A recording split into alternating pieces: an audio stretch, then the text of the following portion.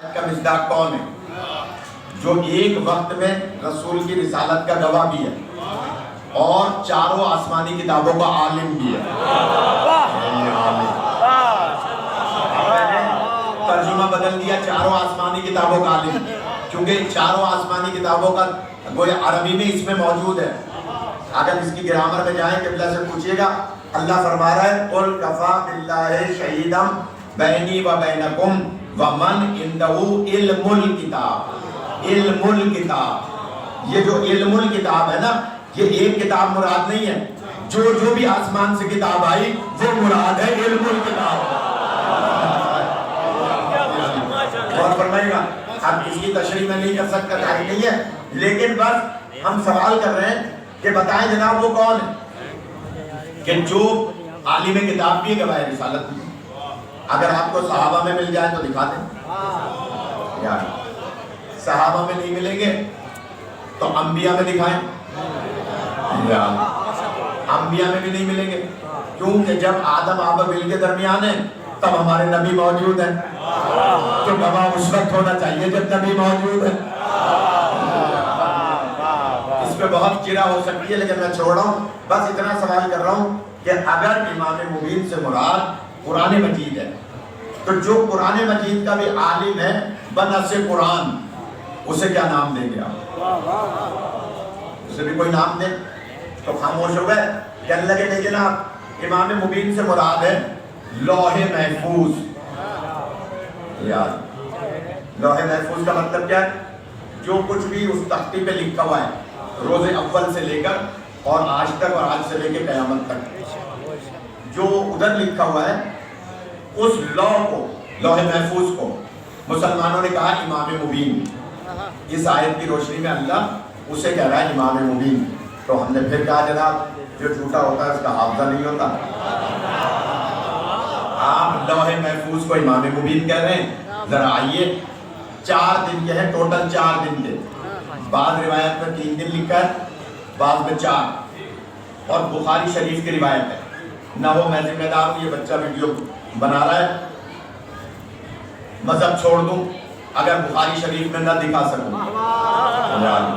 بخاری شریف میں موجود ہے کہ مولا حسن 3 یا 4 دن کے ہیں، مادر گرامی کی گود میں ہیں اور آسمان کی طرف ٹک ٹکی باندھ کے دیکھ رہے ہیں۔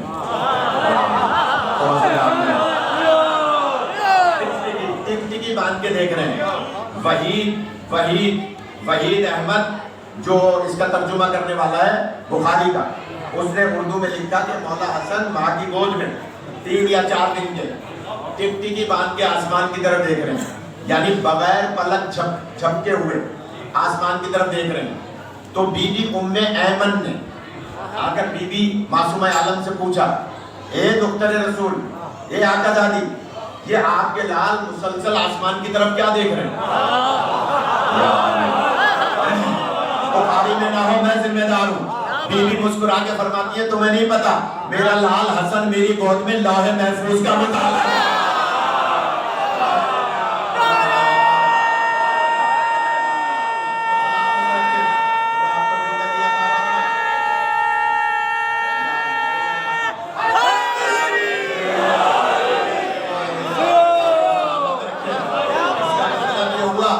جب مولا حسن ماں کی گود میں 3 دن کے لوح محفوظ کے عالم ہیں تو پھر انہیں کیا نام دیں گے اگر وہ امام مبین ہے؟ تو ماننا پڑے گا کہ امام مبین سے مراد نبی فرماتے ہیں علی ہے یا حسن ہے، حسین ہے یا علی ابن الحسین، محمد ابن علی ہے یا جعفر ابن محمد، موسیٰ ابن جعفر ہے یا علی ابن موسیٰ، علی ابن موسیٰ ہے یا محمد ابن علی، حسن ابن علی ہے یا حجت ابن حسن۔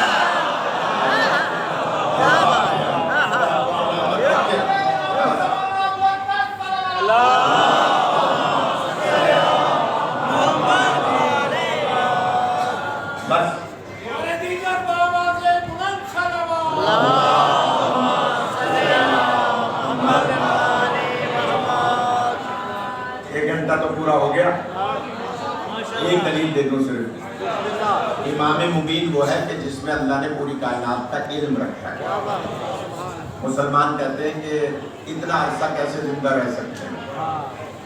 एक दलील दी थी, अगर याद हो, अभी शाही मार्केट पे एक दलील दी थी, मौजू दूसरा था उलिल अम्र का, लेकिन एक दलील दी थी कि जनाब लोग कहते हैं, बल्कि वो डॉक्टर पुरस्कार जो टीवी पे आता था, जो क्यू टीवी पे आता था, उसने वहाँ 70 एतराज किए थे क्यू टीवी पर, जमाने के इमाम मुबीन पर 70 एतराज, और टीवी 1 पर उसके जवाबात मैंने दिए थे, जितनी हद तक दे सके थे हम 5 किस्तों में। तो उसमें एक जवाब उसने सवाल किया था, इतना अरसा कैसे जिंदा रह सकते हैं। तो मैंने एक तरह से जवाब दिया था कि आप कह रहे हैं इतना अरसा कैसे जिंदा रह सकते हैं शियों के इमाम, तो मैं ये जवाब दूंगा कि आप जिंदा रहने वाले पर एतराज न करें, जिंदा रखने वाले पर।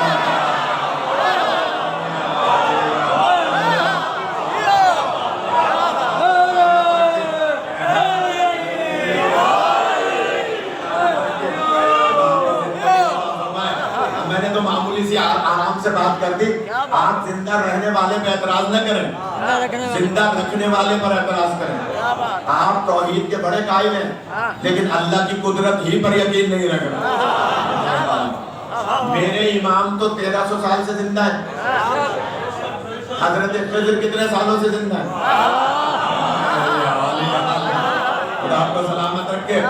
हजरत खिज़र अलैहिस्सलाम हजारों सालों से जिंदा है, हजरत इदरीस अलैहिस्सलाम हजारों सालों से जिंदा है, हजरत ईसा अलैहिस्सलाम हजारों सालों से जिंदा है, हजरत इलियास अलैहिस्सलाम हजारों सालों से जिंदा है। ये 3 पैगंबर और एक वली, हजरत खिज़र पैगंबर नहीं है, वली है, हजारों साल से जिंदा है। उनके हजारों साल से जिंदा रहने में तुम्हें कोई एतराज नहीं।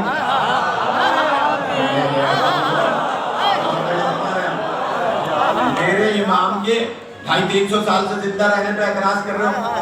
असल में जिंदा रहने पे एतराज नहीं है, दुश्मनी उलिल अम्र से या इमाम वक्त से नहीं है, दुश्मनी अली व बतूल से है।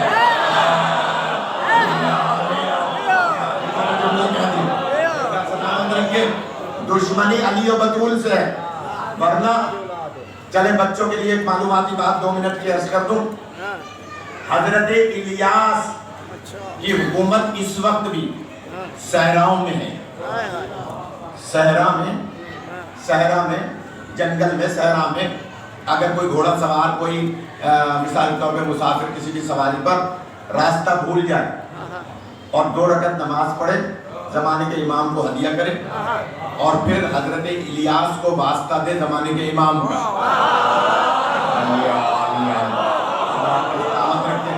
जमाने के इमाम का वास्ता दे, तो खुद ब खुद उसको रास्ता मिल जाएगा,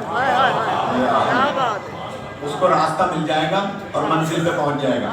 क्योंकि हजरत इलियास की हुकूमत है सहराओं पर, जंगलात में, समंदरों में, दरियाओं में कोई रास्ता भूल जाए तो 2 रकत नमाज पढ़े, कश्ती में सवार है तो, जहाज में पानी के है तो, रास्ता भूल रहा है, साहिल को नहीं तलाश कर पा रहा, 2 रकत नमाज पढ़े, हजरत खिज़र को वास्ता दे जमाने के इमाम का। ये आयतुल्लाह तकी बहजत, एक बुजुर्ग आलिम गुजरे हैं सैर व सुलूक वाले, उन्होंने लिखा है कि जनाब खुद ब खुद रास्ता मिल जाएगा, क्योंकि हजरत खिज़र आके रास्ता दिखाते हैं।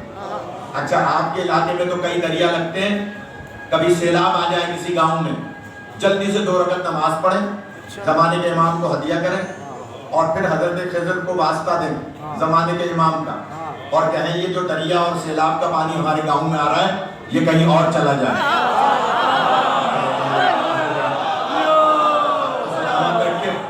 वो पानी कहीं और चला जाएगा, क्योंकि पानी पर हजरत खिज़र की हुकूमत है, दरियाओं पर हजरत खिज़र की हुकूमत है। बस फजीलत का आखिरी जुमला सुन ले कि जनाब अल्लाह ने दरियाओं में भटक जाने वालों के लिए हजारों साल से रहबर बिठाया हुआ है। अगर आमादा नहीं होंगे तो मैं अपनी ये वाली जो सवारी है टिकट है इसको भी वापस करा दूंगा और फिर 2 घंटे पढ़ूंगा میں جملہ کہہ رہا ہوں کہ جناب الیاس صحراؤں میں بھٹک جانے والوں کو راستہ دکھانے کے لیے ہزاروں سال سے موجود ہیں. حضرت خضر دریاؤں میں بھٹک جانے والوں کے لیے ہزاروں سال سے موجود ہیں. میں کہوں گا ڈاکٹر پر اسرار سے کہ ٹی وی پر بیٹھ کر اعتراض کرنا آسان ہے, ذرا بتائیں وہ اللہ جو دریاؤں میں بھٹک جانے والوں کے لیے رہبر بٹھا کے رکھا ہوا ہے, سمندروں میں بھٹک جانے والوں کے لیے رہبر بٹھا کے ہزاروں سال سے رکھے ہوئے ہیں, تو اگر کوئی دین کا راستہ بھول جائے تو رہبر نہیں ہونا چاہیے.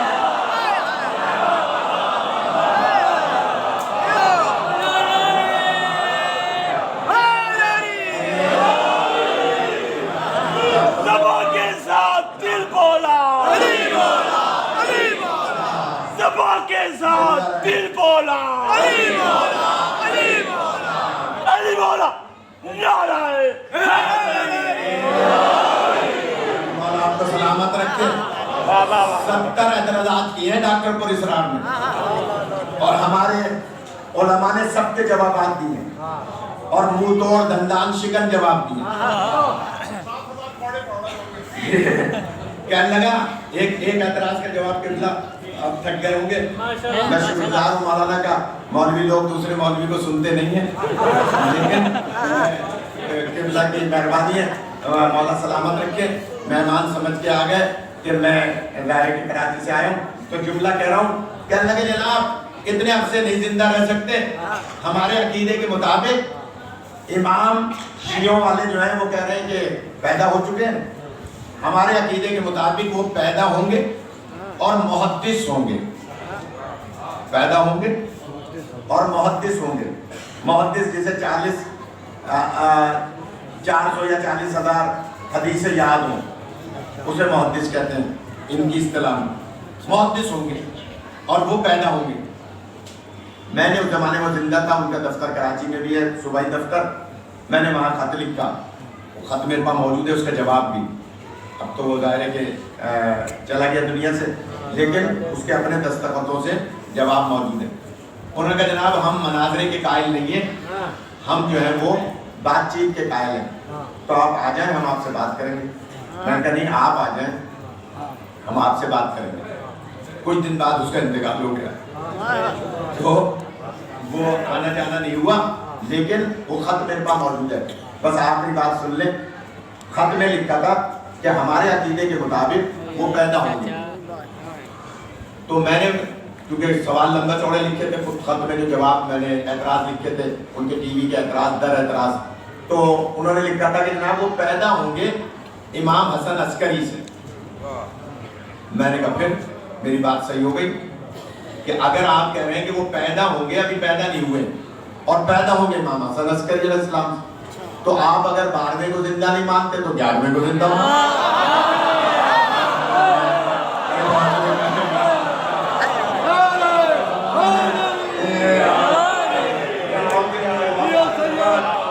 بھائی وہ پیدا ہوں گے اگر 11ویں سے, تو اگر 12ویں کو زندہ نہیں مانتے تو 11ویں کو زندہ مانتے جن سے وہ پیدا ہوں گے, اور اگر 11ویں کو نہیں تو 10ویں کو زندہ مانے جن سے 11ویں آئیں گے, نہیں تو 10ویں کو نہیں تو 9ویں کو زندہ مانے جن سے 10ویں آئیں گے. پھر آپ ہمارے عقیدے پہ آ جائیں گے کہ ہم 14 کے 14 کو زندہ.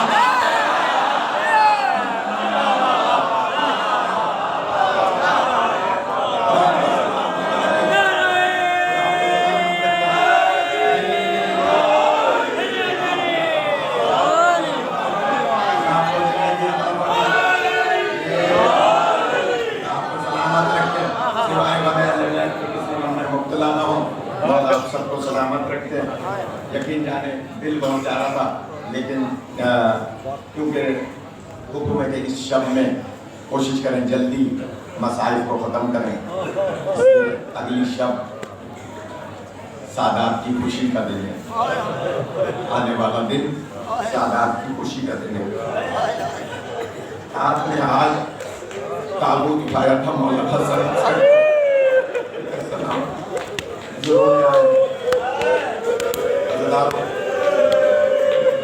میری مائیں بہنیں مجلس سن رہی ہیں, میری دل سے دعا ہے سب کے لیے. جیسے وہ ہاتھ اٹھا کے مولا کے فضائل پہ خوش ہو رہی تھی, اسی طرح سے مولا کے مسائل میں گریہ شرط ہے. عزیزانو، یہ جو کل خوشی کا دن آ رہا ہے نا، اس کی ایک وجہ ہے، اس کی وجہ سن لیجئے، اسی میں مسائل ہو جائے گا۔ عزیزانو، خدا آپ کو کسی غم میں نہ رلائے کہ جب حرملہ کا سر آیا، غور کیجئے گا ذرا، جب حرملہ کا سر آیا اور اس کا سر مولا سجاد کے پاس آیا تو مولا سجاد آئے جناب رباب کے پاس اور آ کر کہا اماں اب تو علی اصغر کے قاتل کا سر آ گیا، اماں اب تو علی اصغر کے قاتل کا سر آ گیا۔ آپ سب جانتے ہیں کہ یہ وہ واحد بی بی ہے جسے رباب کہا جاتا ہے کہ جب کربلا سے یہ قافلہ مدینے آ رہا تھا تو اس وقت مولا سجاد آئے تھے قبر مولا حسین پر، کیا دیکھا جناب رباب بیٹھی بھی گریہ فرما رہی تھی، جناب زینب آئی تھی اور آ کر دیکھا جناب رباب گریہ فرما رہی تھی تو مولا سجاد نے عرض کی اماں چلیے قافلہ مدینے جا رہا ہے، جناب زینب آئی اور کہا چلیے بھابی قافلہ مدینے جا رہا ہے، سنیے گا میری ماں بہنیں سن رہی ہے۔ اس وقت جناب رباب نے ایک مرتبہ اوپر کی طرف دیکھا اور کہا آقا زادی علی کی بیٹی یہ تو بتائیں میرا مدینے میں کون ہے؟ رحمن اللہ، رحمن اللہ، خدا آپ کے گریے پر رحمتوں کا نور فرمائے، بتائیے میرا مدینے میں کون رہ گیا ہے؟ مجلس ہے، خدا باری آپ کو سلامت رکھے، ان کی دعاؤں کو قبول فرمائے۔ آقا میرا مدینے میں کون ہے؟ آقا زادی میرا مدینے میں کون ہے؟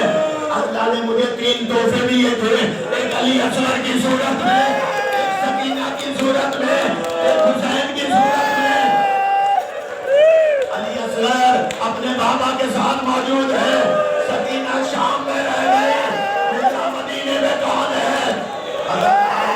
مولا سجاد نے اپنے حق کا واسطہ دیا تھا اور کہا تھا اماں چلیے میں امام کی حیثیت سے کہتا ہوں، بی بی زینب نے کہا تھا میں علی کی بیٹی کی حیثیت سے کہتی ہوں چلیے مدینے۔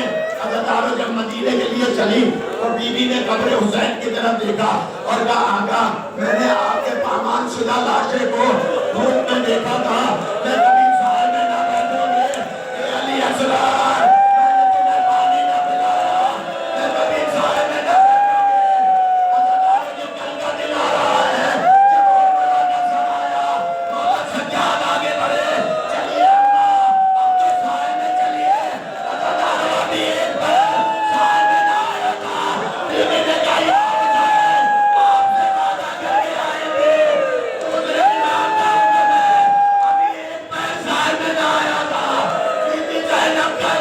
چیخ بلند ہوئے اِنَّا لِلَّهِ